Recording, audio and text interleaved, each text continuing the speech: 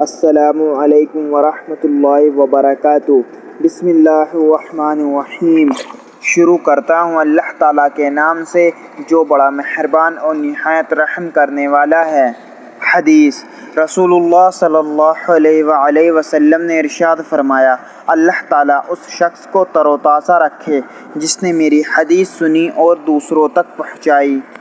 حضرت عبداللہ بن عمر رضی اللہ عنہ سے روایت ہے کہ رسول اللہ صلی اللہ علیہ وآلہ وسلم نے فرمایا، باپ کی خدمت اور حسن سلوک کی ایک اعلیٰ قسم یہ ہے کہ ان کے انتقال کے بعد ان کے دوستوں کے ساتھ اکرام و احترام کا تعلق رکھا جائے اور باپ کی دوستی و محبت کا حق ادا کیا جائے۔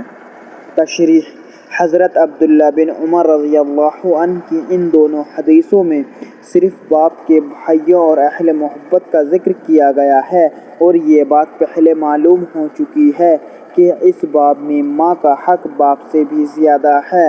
علاوہ ازیں ابھی اوپر حضرت ابو سعید سعدی رضی اللہ عنہ کی روایت سے جو حدیث ذکر کی جا چکی ہے، اس میں ماں باپ دونوں کے اہل قرابت کے ساتھ حسن سلوک اور اہل محبت کا اکرام و احترام کو اولاد پر ماں باپ کے مرنے کے بعد ان کا حق بتایا گیا ہے۔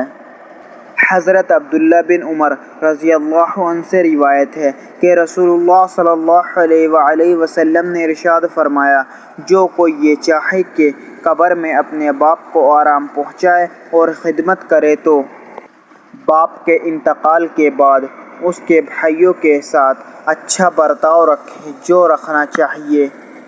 رسول اللہ صلی اللہ علیہ وآلہ وسلم نے ارشاد فرمایا، آباد رہے وہ شخص جو میری حدیث سنے اور دوسروں تک پہنچائے۔ پیارے دوستو، اللہ تعالی ہم سب کو ان احادیث مبارکہ پر عمل کرنے اور اپنی زندگیوں کو سنوارنے کی توفیق عطا فرمائے، آمین۔ مزید اسی طرح کی ویڈیو دیکھنے کے لیے چینل زما ملک کو سبسکرائب کر لیں اور بیل آئیکن گھنٹی ضرور دبائیں جس سے آپ کو نیو ویڈیو کی نوٹیفیکیشن ملتی رہے۔ شکریہ دوستو۔